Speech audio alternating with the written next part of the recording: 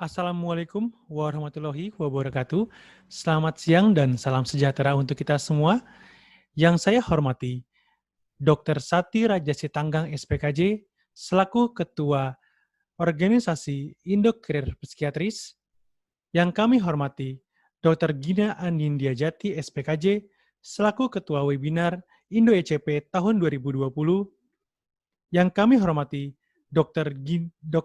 para dokter yang menjadi narasumber pada acara hari ini, yaitu Dr. Natalia Widiasih, SPKJ Konsultan, Magister Kedokteran, dan Dr. I Gusti Rai Putra Wiguna, SPKJ. Serta Bapak Ibu peserta webinar yang berbahagia. Puji syukur kita panjatkan kehadirat Tuhan Yang Maha Kuasa, karena atas karunia dan anugerahnya, kita dapat hadir di acara webinar psikiatris dengan judul Telepsikiatri, A Trend or a Revolution in Psychiatry Service.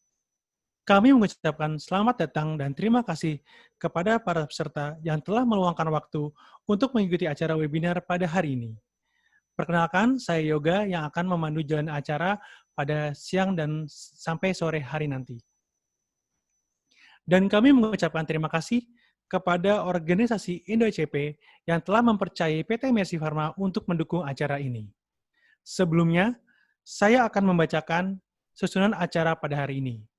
Pertama, yaitu sambutan dari Ketua Indo ECP, Dr. Sati Raja Sitanggang SPKJ, kemudian dilanjutkan dengan pretest, lalu dilanjutkan dengan penyampaian materi pertama oleh Dr. Natalia Widiasih, SPKJ Konsultan Magister Kedokteran, kemudian dilanjutkan dengan penyampaian materi kedua oleh Dr. I Gusti Rai Putra Wiguna, SPKJ, kemudian sesi tanya-jawab dan diskusi, kemudian ada post-test, lalu di akhir acara kami akan membagikan 10 door prize kepada 10 penanya yang pertama.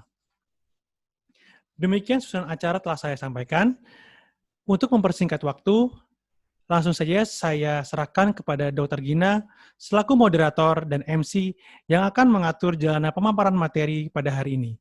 Kepada Dr. Gina, kami persilakan. Baik, terima kasih Pak Yoga atas perkenalannya pada siang hari ini. Assalamualaikum warahmatullahi wabarakatuh. Selamat siang dan salam sejahtera untuk kita semua. Pertama-tama saya sampaikan selamat datang untuk para peserta webinar Telepsikiatri, A Trend or a Revolution in Psychiatric Practice. Peserta pada hari ini sangat ramai, sudah ada lebih dari 200 orang yang bergabung bersama kita pada siang hari ini, dan juga mewakili psikiater-psikiater dari setiap pulau ada nih kelihatannya pada siang hari ini. Kembali kami dari Indonesian Early Career Psychiatrist mengucapkan selamat datang kepada rekan-rekan psikiater sekalian untuk mengikuti acara webinar Indo ECP yang kedua untuk tahun ini. Indo ECP telah memulai webinarnya yang pertama beberapa minggu yang lalu melibatkan para early career psychiatrist dari negara-negara lain, dan kali ini kita akan bicara lebih banyak untuk konteks lokal, yaitu mengenai praktek telepsikiatri di Indonesia. Pada siang hari ini telah hadir bersama kita dua narasumber yang sangat ahli di bidangnya masing-masing terkait dengan regulasi untuk praktik telepsikiatri dan untuk implementasi dari telepsikiatri itu sendiri di Indonesia.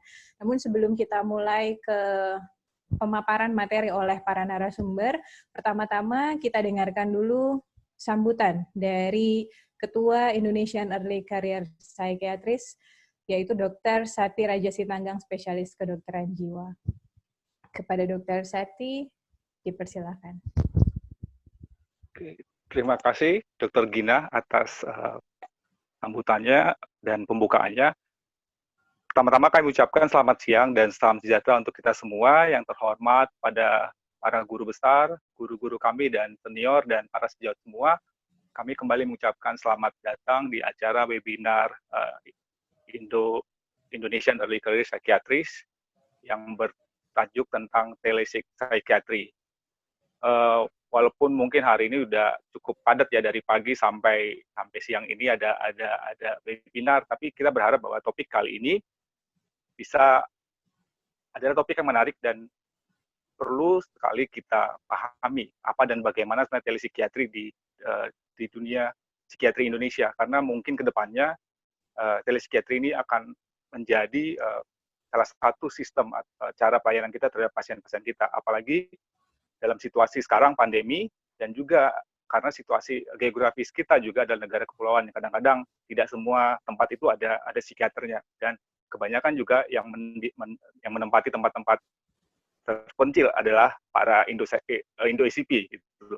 Dan perlu kami jelaskan juga bahwa, informasikan lagi bahwa Early Career Psychiatrist, Indonesian Early Career Psychiatrist adalah salah satu seksi di bawah PDSKJI yang menaungi para psikiater muda yang baru lulus maksimal 7 tahun. Namun kami menginformasikan lagi bahwa walaupun sebenarnya ini pada awalnya kami tujukan kepada peserta anggota Indo-ICP, tapi mengingat pentingnya topik ini, kami membuka kegiatan ini untuk semua psikiater agar mempunyai persepsi yang sama tentang apa itu telepsikiatri. Dan kami juga mengucapkan terima kasih kepada Dr. Natalia Widiasi dan Dr. Igusti Rai Putra yang telah bersedia hadir sebagai narasumber dan akan memberikan dan berbagi informasi yang penting bagi kita semua. Dan tidak lupa kami ucapkan terima kasih kepada teman-teman panitia dari Indo-ICP yang bekerja siang malam tanpa pamrih dan demi berjalannya dan suksesnya acara ini. Dan juga tidak lupa kami ucapkan juga kepada Mercy Pharma yang memberikan dukungan yang penuh kepada acara ini, dan kiranya acara ini boleh memberi manfaat untuk kita semua. Terima kasih atas perhatiannya dan selamat mengikuti webinar telepsikiatri. Selamat siang dan salam sejahtera untuk kita semua. Kami serahkan kembali kepada Dr. Gina.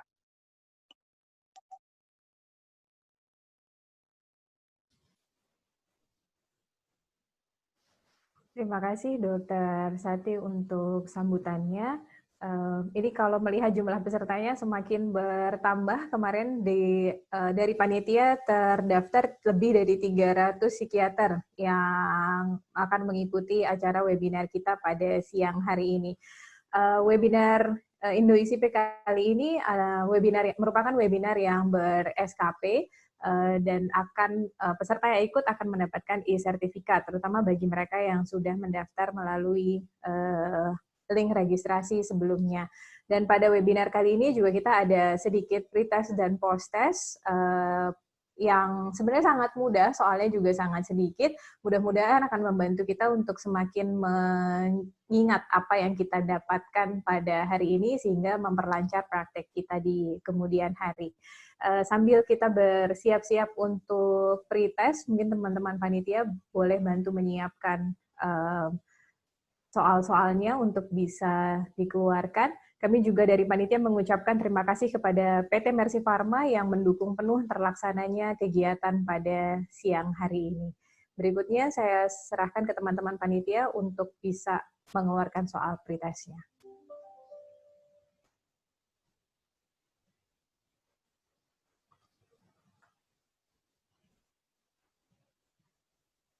Soal pretest akan ditampilkan di layar, jadi akan muncul soalnya di layar semua peserta dan tinggal diklik saja untuk jawabannya benar atau salah. Akan ada 5 pertanyaan yang ditampilkan, masing-masing bentuknya adalah sebuah pernyataan.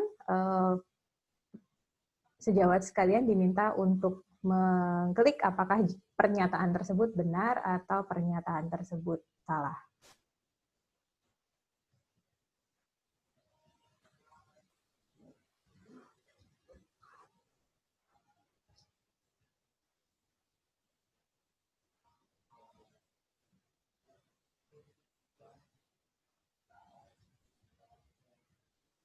Sambil menunggu soal dipersiapkan, kita juga masih menunggu peserta-peserta yang lain untuk bergabung bersama kita pada siang hari ini agar semuanya bisa mengikuti soalnya.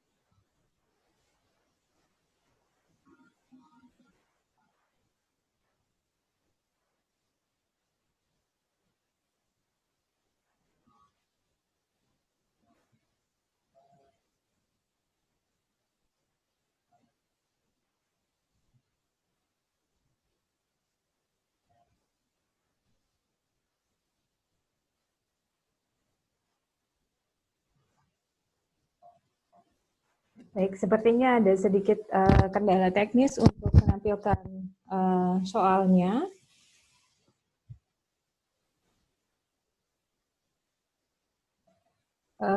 Baiklah, kita akan langsung lanjut saja untuk pemaparan materi yang pertama. Kita akan membahas materi yang pertama, yaitu mengenai regulasi dan etika praktek untuk telepsikiatri di Indonesia. Untuk materi yang pertama ini akan dibawakan oleh Dr. Natalia Widiasi, spesialis kedokteran jiwa konsultan MPDKes. Beliau adalah seorang psikiater forensik yang sudah namanya terkenal di mana-mana gitu ya. Kita juga semua sudah tahu kepakaran beliau, dan beliau ini merupakan salah satu anggota tim yang menyusun panduan etiko-legal untuk telemedicine di psikiatri, dan panduan ini sendiri sudah dikeluarkan oleh pengurus pusat Perhimpunan Dokter Spesialis Kedokteran Jiwa Indonesia pada beberapa waktu yang lalu, dan kita berkesempatan pada siang hari ini untuk mendengarkan paparan beliau mengenai regulasi yang ada dan bagaimana pedoman etiknya untuk melaksanakan telepsikiatri di Indonesia. Berikutnya kami serahkan kepada Dr. Natalia Widiasi untuk menyampaikan materinya pada siang hari ini. Silakan Dr. Natalia.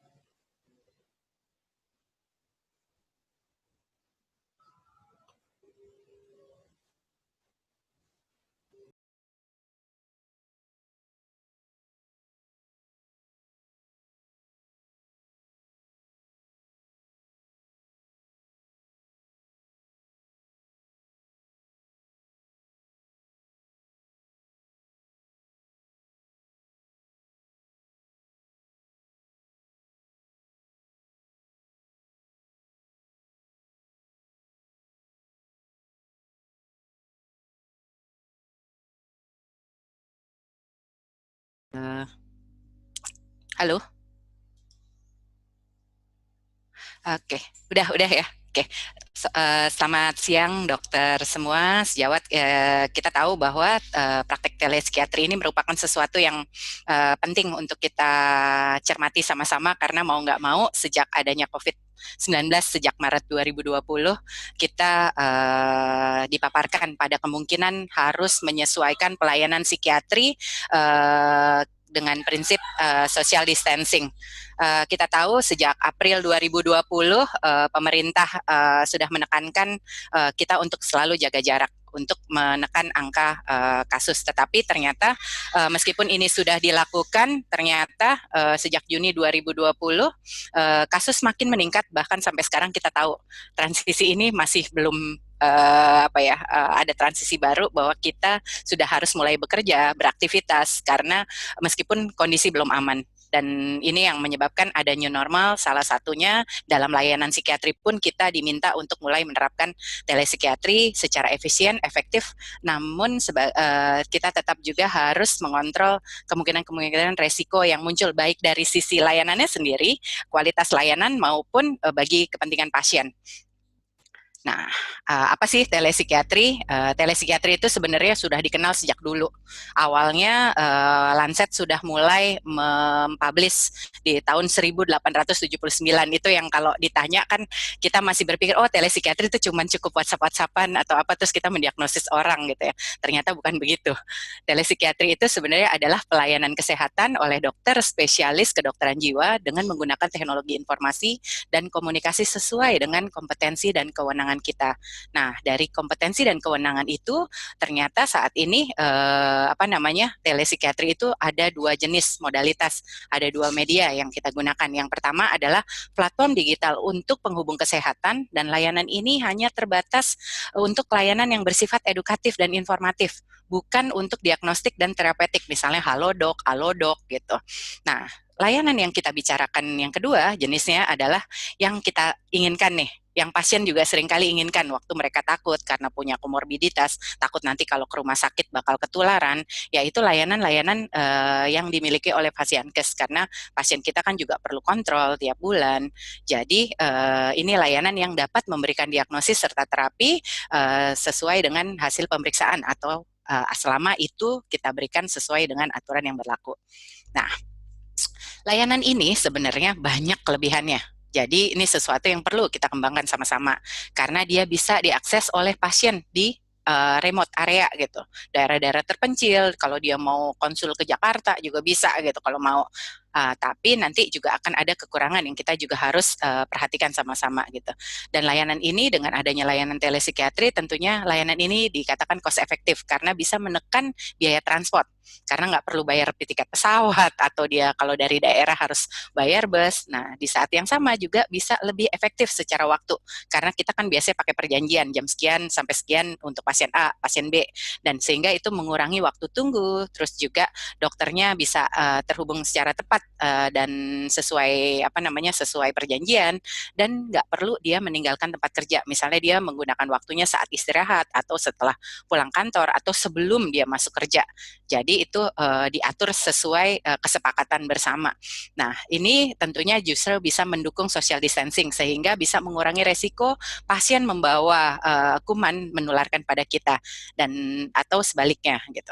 Nah, kemudian juga bisa menghindari stigma serta di saat yang sama bisa meningkatkan kepatuhan berobat karena seringkali kan pasien selalu bilang, aduh nggak punya waktu dok, males ke situ nanti ketularan di RSCM misalnya lagi jadi pusat COVID gitu. Hal-hal itu yang sebenarnya dengan dengan adanya layanan telemedicine ini, telepsikiatri ini, kepatuhan berobat justru bisa meningkat pada orang-orang yang takut tertular corona misalnya, atau karena dia tahu dia ada kanker, dia ada gagal ginjal gitu. Nah, kemudian dia juga bisa meningkatkan kenyamanan pasien yang memiliki kecemasan-kecemasan yang tinggi, bahkan juga pasien yang memiliki kelainan-kelainan pergerakan gitu. Jadi dia cukup duduk, nggak perlu jalan, nggak perlu berpindah gitu. Itu yang bisa keuntungan yang kita dapatkan.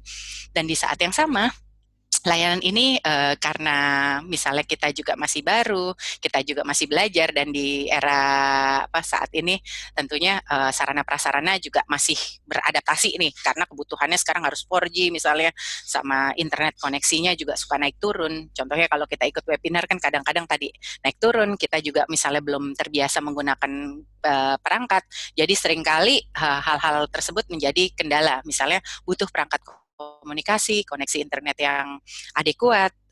Jadi pasti yang pertama kita harus punya modal untuk sarana prasarana yang cukup memadai sehingga layanan diharapkan optimal. Yang kedua, orangnya, baik pasien maupun dokternya juga minimal harus bisa mengoperasikan perangkat tersebut. Karena kalau tidak akan kesulitan.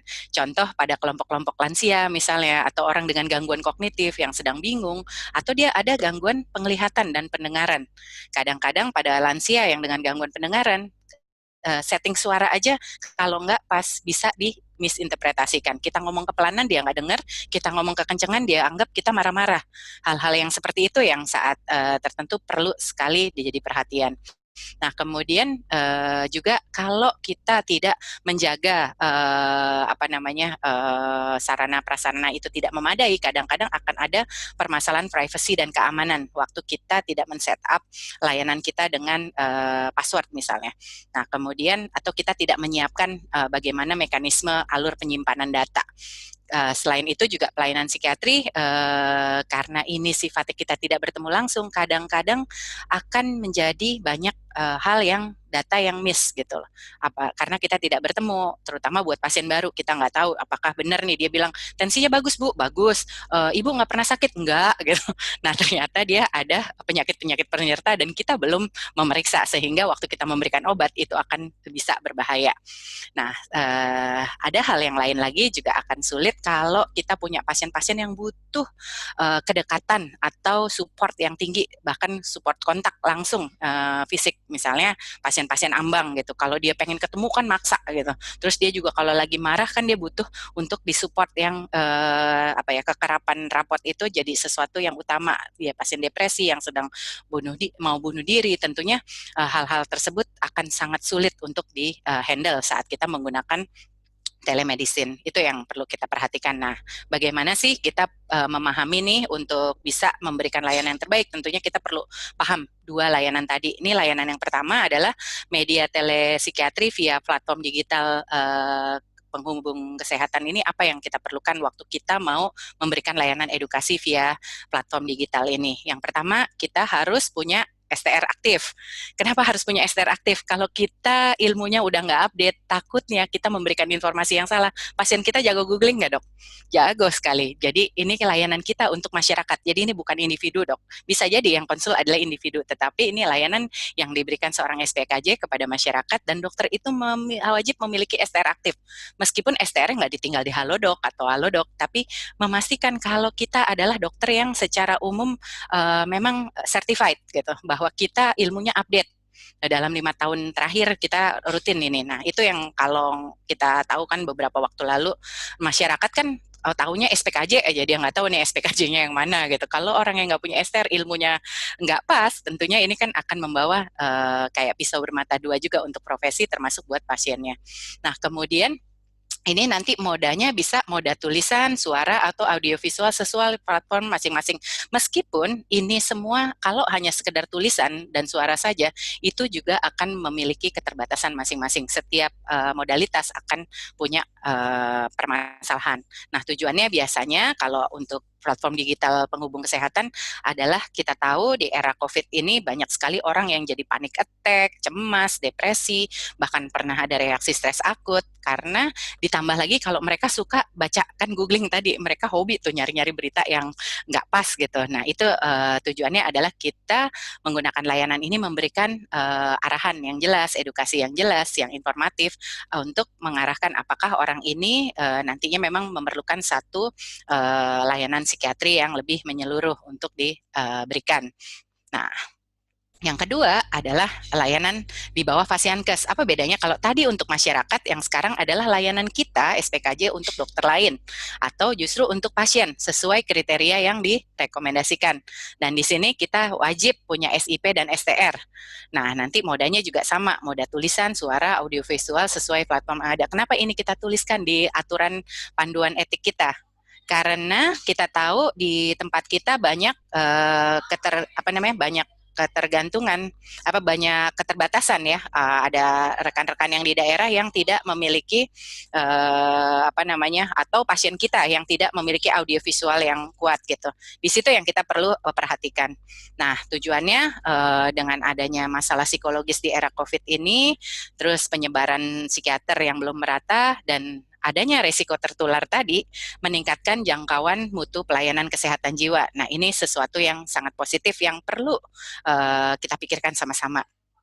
Nah, tetapi kita perlu lihat adalah layanan ini gimana sih supaya kita memberikan layanan yang benar-benar baik. Yang direkomendasikan adalah tentunya yang pertama kita memiliki sarana yang mendukung. Terus kemudian biasanya hanya kita berikan pada pasien yang stabil untuk yang kontrol.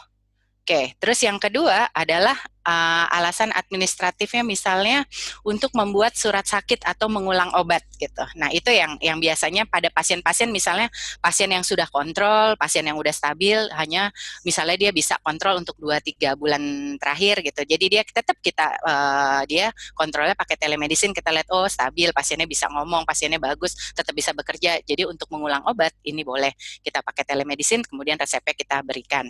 Nah, kemudian untuk pasien geriatri dengan multimorbiditas atau sakit terminal, atau pasien adiksi yang terkontrol, juga orang-orang yang pasien-pasien kita yang ada OTG, ODP, sama PDP. Karena banyak pasien-pasien PDP yang diisolasi membutuhkan layanan telepsikiatri. Ada beberapa tuh yang di ruang isolasi dia pengen bunuh diri, tentunya kan perawat yang jaga juga belum memiliki kapasitas, jadi dia tetap perlu layanan yang optimal. Nah, yang tidak direkomendasikan adalah pasien resiko tinggi yang misalnya memerlukan pemeriksaan fisik dan intervensi. Kemudian pasien baru, baik itu pasien psikiatri lain atau pasien adiksi yang baru nih, karena kita tidak tahu kondisinya. Kemudian pasien yang menunjukkan kegawat daruratan psikiatri, misalnya pasien gaduh gelisah, ide atau rencana bunuh diri, dan pasien agresif itu tidak direkomendasikan. Sedangkan pasien COVID dengan klinis buruk pun tidak direkomendasikan. Ini pasien yang kesulitan menggunakan teknologi juga kurang direkomendasikan karena nanti sifatnya jadi tidak optimal layanannya. Pasien delirium, kebingungan hebat, cemas berat, ini kecuali pasien cemas yang mendapatkan pendamping, biasanya ada caregiver di sebelahnya atau ada bantuan, itu akan membantu jadi lebih baik. Nah, yang tidak direkomendasikan juga adalah kalau memiliki gangguan pendengaran dan penglihatan, terutama untuk yang sarana yang terbatas tadi, hanya audio atau hanya visual saja. Tentunya begitu dia punya gangguan pendengaran atau gangguan penglihatan akan sangat-sangat tidak memungkinkan layanan itu diberikan dengan baik. Kenapa begitu? Karena keterbatasan ini terkait dengan permasalahan yang timbul dalam praktik telepsikiatri secara umum, terkait safety, rapport, privacy, dan teknologi limitation. Ini yang akan kita bahas. Yang keempat, gimana sih caranya tentunya untuk bisa mencegah kita jatuh ke dalam 4 hal tadi. Yang pertama kita harus kenal adalah aturan-aturan yang ada. Kita punya 4 aturan di negara kita yang perlu jadi pegangan. Waktu dokter semua, sejawat semua pengen memberikan layanan telepsikiatri. Oke, sebentar. Ebi, punten, Bi, Mama.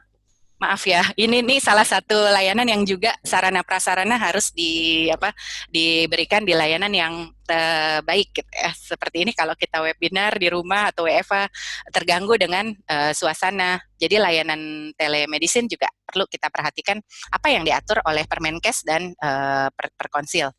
Nah, masalah di platform yang pertama adalah safety. Karena yang harus kita ingat hubungannya bukan dokter pasien, dokter. Tadi hubungan kita adalah kita dengan masyarakat. Kita hanya edukator. Jadi seringkali kalau di layanan platform digital kita tidak pernah merekam dalam rekam medik. Dan bisa jadi pasiennya merekam. Dan kita tidak punya bukti konsultasi dengan klien sehingga informasi itu bisa disalahgunakan oleh klien. Nah, yang kedua, ini kalau kita memiliki teknologi sarana prasarana yang terbatas, kita kan tidak memeriksa langsung, tidak memeriksa fisik, terus penilaian masalah jadi bisa jadi tidak tepat. Kalau pasiennya juga memberikan informasi, misalnya dia punya komunikasi yang kurang baik, jadi pemberian informasi bisa kurang tepat atau rentan misinterpretasi. Dan ini akan membahayakan waktu kita memberikan psikofarmakoterapi saat kita tidak memeriksa seseorang. Yang ketiga adalah privacy, karena ini dilakukan secara daring, jadi rentan kebocoran data pribadi seseorang.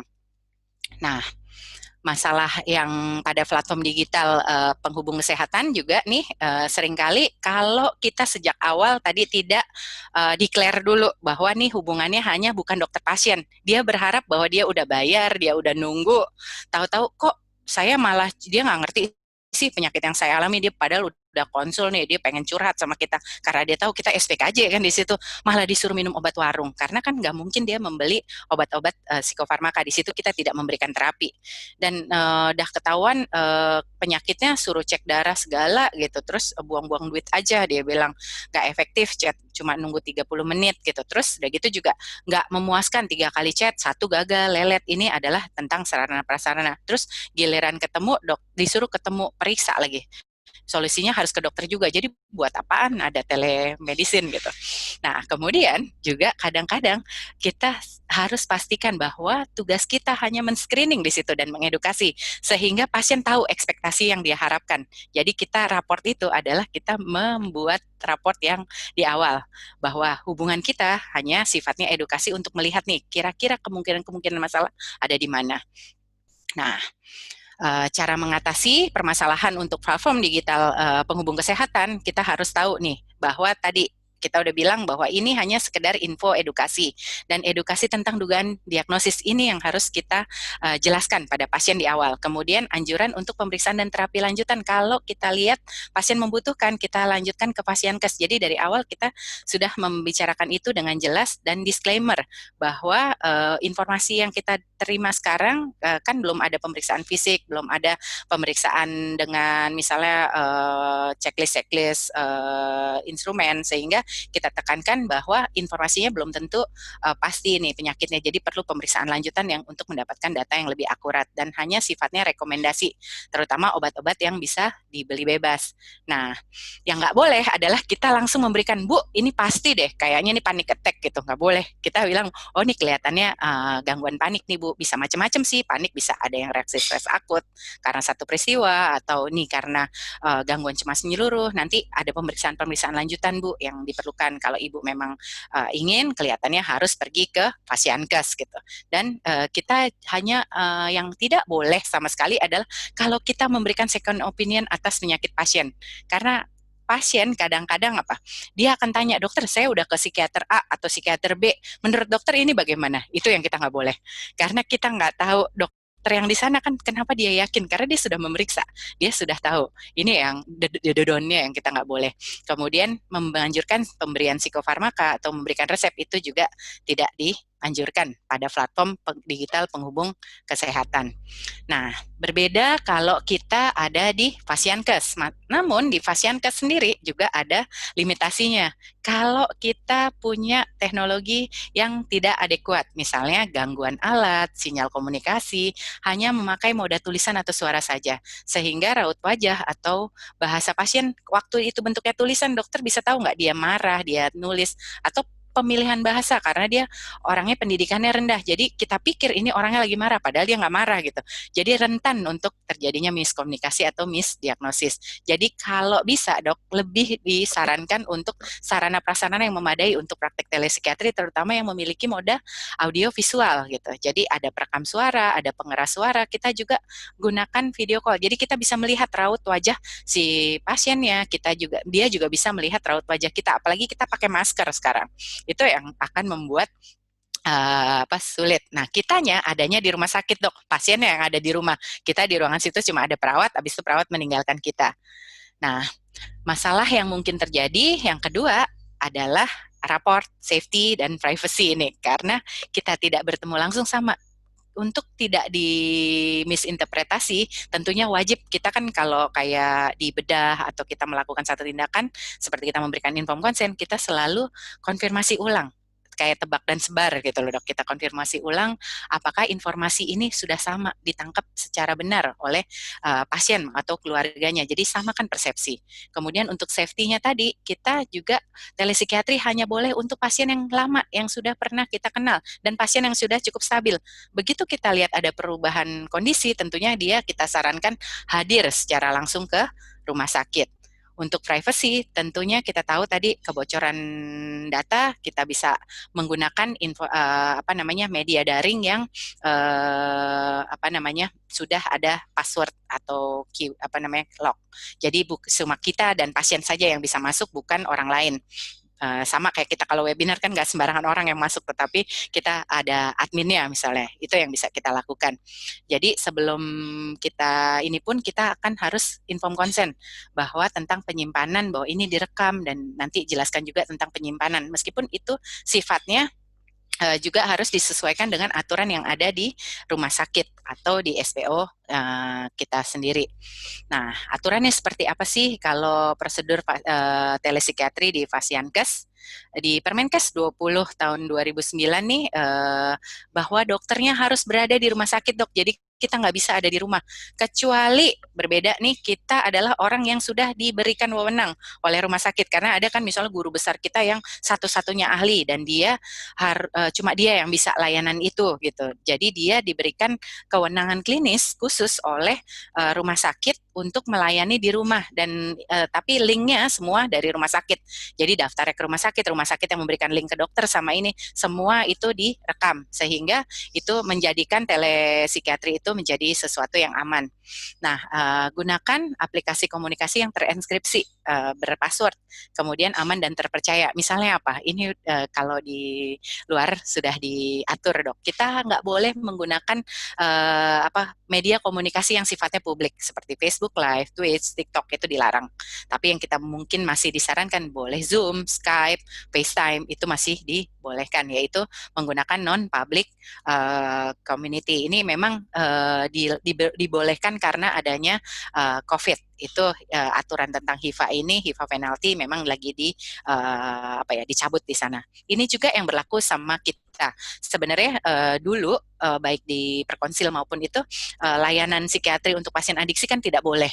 Tetapi kita membuat perbedaan nih selama COVID itu kita tetap menggunakan teknologi informasi komunikasi itu diperbolehkan dengan tetap memperhatikan mutu layanan dan keselamatan pasien. Contohnya apa, Dok? Ini misalnya sesi kita rekam gitu, karena kita harus lihat nih kan selalu kok yang dibelain kita harus direkam sih, terus kenapa kita yang harus lengkap sarananya? Karena ini informasi ini sifatnya dua arah, dokter. Kita nggak pernah tahu kalau kita tidak merekam ternyata di sana direkam, kita habis waktu dia punya bahan terus dia nggak suka sama kita tidak punya bukti untuk membuktikan bahwa apakah yang kita lakukan sudah sesuai prosedur atau tidak. Terus yang di sana sama mereka dipotong-potong misalnya. Jadi kita selalu berpikir consideration ini bahwa pasien juga mungkin merekam telepsikiatri interaction meskipun kita udah bilang sama dia di aturan kita bilang bahwa pasien tidak boleh merekam. Tapi pasien kita sering nggak merekam? Sangat sering. Kita nggak pernah tahu. Waktu kita telemedicine, telepsikiatri ini, kita hanya melihat terbatas di sebelahnya ada orang banyak, lagi ngerekam, lagi mendengarkan, terus kita terjebak, kita nggak pernah tahu. Tapi kalau kita memberikan layanan sesuai etika profesional, saya yakin kita semua nggak usah takut. Dia merekam ataupun kita merekam, kita semua akan aman. Jadi harus disimpan di media penyimpanan online yang terpercaya dan aman, terus harus ada persetujuan bentuk video suara yang atau kita tulis di rekam medik. Setelah itu kita bilang, Ibu, Bapak, ini kita rekam ya, nanti ini akan disimpan di rumah sakit sebagai rekam medik, kita bilangnya gitu. Nah, tetapi ada juga pasien yang dari awal bilang, dokter saya nggak mau direkam. Ya sudah, kita punya bukti rekaman suara bahwa dia menolak. Tetapi untuk kita aman, tetap kita mencatat seluruh isi sesi setelah selesai di rekam medik. Hal-hal yang kira-kira akan memungkinkan sesuatu itu terjadi.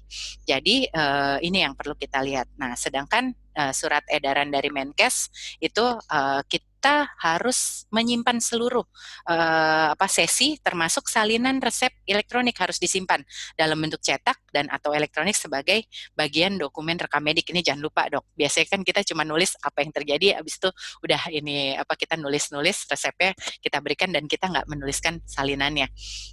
Nah, untuk alur pengambilan obat, ini yang juga seringkali bikin kita semua jadi agak pusing kemarin soal pemberian nanti obat psikotropik ya. Ini kita bahas bahwa sebelum masuk sana, bagaimana sih caranya alur pengambilan di etika profesional pada saat kita menjalankan telepsikiatri, kita sebaiknya kalau memang bisa adalah memberikan resep elektronik, jadi langsung ke apotek.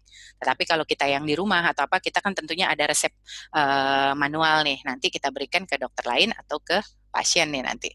Nah, ini untuk berdasarkan edaran Menkes itu resep elektronik digunakan hanya 1 kali pelayanan resep atau pengambilan sediaan. Sisanya dia mungkin nggak harus datang ke ke RSCM, tapi dia yang kedua, ketiga dia bisa pakai telepsikiatrik kalau hanya untuk mengulang resep misalnya 3 bulan, tapi setelah itu kita selalu evaluasi untuk pemberian obat yang sesuai dengan kondisi klinis. Nah, bagaimana dengan peresepan narkotik ya, benzodiazepin dan sebagainya? Itu kita perlu berhati-hati adalah sebelum pandemik aturan Perkonsil itu juga menyatakan bahwa pemberian resep sebagaimana yang dimaksud itu dikecualikan untuk narkotik dan psikotropik. Dok, ini udah diatur gitu. Kalau tiba-tiba ada apa-apa, nih kenapa ada Ryan Haidt Act 2008, ini adalah seorang laki-laki berusia 18 yang dia suka minum Vicodin. Vicodin kalau suka nonton film House itu kan painkiller ya. Dia anak yang pintar sekali, anak yang A student yang mau masuk college, tiba-tiba ibunya menemukan dia sudah meninggal karena rupanya dia sering tuh membeli obat dan konsultasi secara daring dan dokter yang resepin aja tanpa memeriksa pemeriksaan fisik, dan ternyata itu ada eskalasi ada kebutuhan yang meningkat dan itu tidak dideteksi sehingga orang ini akhirnya meninggal karena kelebihan dosis.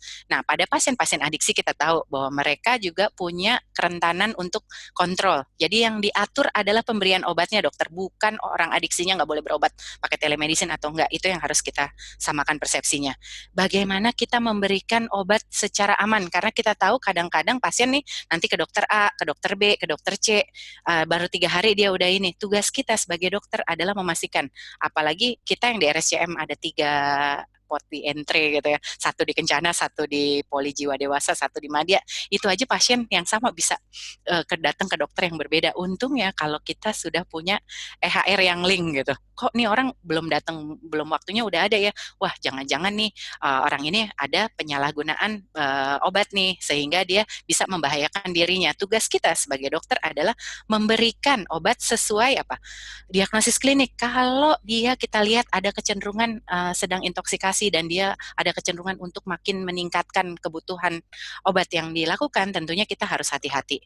Kita harus meresepkan psikotropik itu cuma boleh dengan telemedicine itu kalau pasien lama.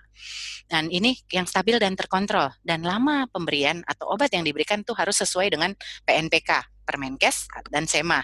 Jadi nanti masing-masing sudah diatur, termasuk nanti di luar pun hal yang sama diatur, dokter. Bahwa misalnya kalau mereka nggak boleh di-treat pakai buprenorphine misalnya, tetapi pasien lama boleh pakai buprenorphine, sedangkan sama yang baru nggak boleh gitu. Itu mereka mengatur tergantung aturan yang ada. Misalnya di RSKO gitu. Di RSKO kan pada pasien-pasien yang di daerah yang jauh, dia rumatan metadon nggak mungkin bisa datang setiap hari atau 3 hari sekali, akhirnya diperbolehkan misalnya 1 minggu gitu. Hal-hal yang seperti itu yang diatur, karena lebih dari 1 minggu akan, kalau kita yakin ini lebih banyak membahayakan pasien, tentunya itu kita perlu berhati-hati. Nanti mungkin pembicara kedua yang akan lebih banyak membahas hal tersebut.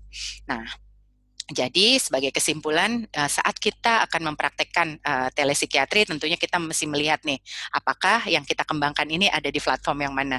Apakah kita dokter yang hanya memberikan sifatnya informasi dan edukasi saja, dan bukan memberikan diagnosis kalau kita ada di platform penghubung kesehatan, dan itu yang harus kita declare ke pasiennya. Nah, yang kedua, kalau kita di Fasiankes tentunya kita harus pahami dulu, apakah aturan-aturan dan sarana-prasarana yang kita buat itu sudah sesuai untuk memberikan yang terbaik pada pasien yang kita tangani, dan terbaik juga untuk melindungi kita dari tuntutan malpraktik, mencegah timbulnya makin kuatnya pemahaman masyarakat. Tentunya itu yang bisa perlu kita lakukan terkait menjaga keamanan data pribadi pasien, kemungkinan misdiagnosis waktu kita hanya dengan informasi yang terbatas karena kita tidak mengobserv secara langsung karena berbeda jarak misalnya. Terus kita juga dalam memberikan psikofarmaka dan diagnosis, tentunya kembali semua yang utama adalah kondisi klinis. Kalau kita memang pada menggunakan telemedicine pada pasien adiksi pun kita harus melihat apakah nih sudah sesuai aturan yang berlaku. Misalnya nggak mungkin orang dalam 3 tahun kita tangani sama obatnya segitu aja. Pasti kan kita berusaha menurunkan, atau ini udah dosis rumatan atau apa, itu akan terlihat waktu kita dituduh misalnya melakukan malpraktek saat pasiennya overdosis seperti itu. Saya rasa itu yang bisa saya sampaikan, Dr. Gina. Cara saya kembalikan lagi kepada moderator. Terima kasih. Baik, terima kasih Dr. Natalia untuk paparannya yang sangat runut dan komprehensif ya Dok. Kalau saya menyimak tadi banyak dari pertanyaan-pertanyaan yang diajukan rekan-rekan sejawat ini sudah terangkat sebetulnya di paparannya Dr. Natalia. Tapi nanti mungkin kita akan elaborasi lebih banyak lagi pada saat diskusi.